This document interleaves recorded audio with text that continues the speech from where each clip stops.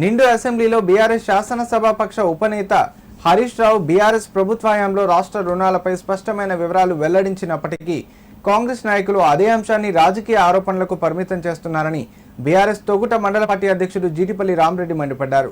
సిద్దిపేట జిల్లా తొగుట మండల కేంద్రంలో నిర్వహించిన మీడియా సమావేశంలో మాట్లాడిన ఆయన అధికారంలో ఉన్న మంత్రులకే రాష్ట్ర ఆర్థిక పరిస్థితి, గత ప్రభుత్వ అప్పులపై స్పష్టత లేకపోవడం ప్రజలను ఆశ్చర్యానికి గురిచేస్తుందన్నారు. నిజంగా వాస్తవాలు చెప్పే ధైర్యం ఉంటే రాష్ట్ర ఆర్థిక పరిస్థితిపై సమగ్ర శ్వేతపత్రాన్ని విడుదల చేసి ప్రజల ముందు ఉంచాలని డిమాండ్ చేశారు.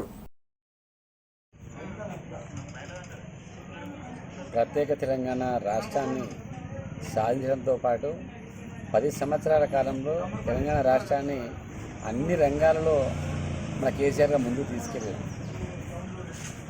తెలంగాణ అభివృద్ధి కోసం ఛాయశక్తిగా కృషి చేశారు.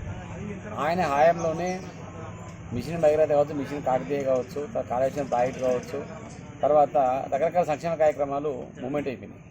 ఈ సందర్భంలో రేవంత్ రెడ్డి గారు గతంలో ప్రతిపక్ష నాయకులు ఉన్నప్పటి నుంచి మొదలు పెడితే ఇప్పటి వరకు కూడా అదే మాట ఏంది, అప్పులపాలు చేసారు, తెలంగాణను అప్పులపాలు చేసారు అని కూడా మాట్లాడారు.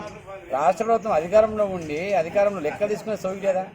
ఆల్రెడీ 4 లక్షల కోట్ల అప్పు ఉందని చెప్పి గతంలో మన కంట్రోల్ ఆడిటర్ జనరల్ కావచ్చు, తర్వాత నివేదిక కావచ్చు, తర్వాత ఇతరత్ర కేంద్ర పార్లమెంట్లో జరిగిన ప్రశ్న కూడా, మన రఘునందన్ రావు అడిగిన ప్రశ్న కూడా కేంద్ర మంత్రి కూడా సమాధానం ఇచ్చారు.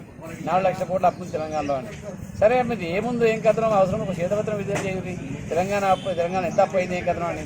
మీరు కేసీఆర్ ఉన్నప్పుడు 4 లక్షల కోట్ల అప్పు ఉంటే ఇప్పుడు 8 లక్షలు 9 లక్షలు పోయింది.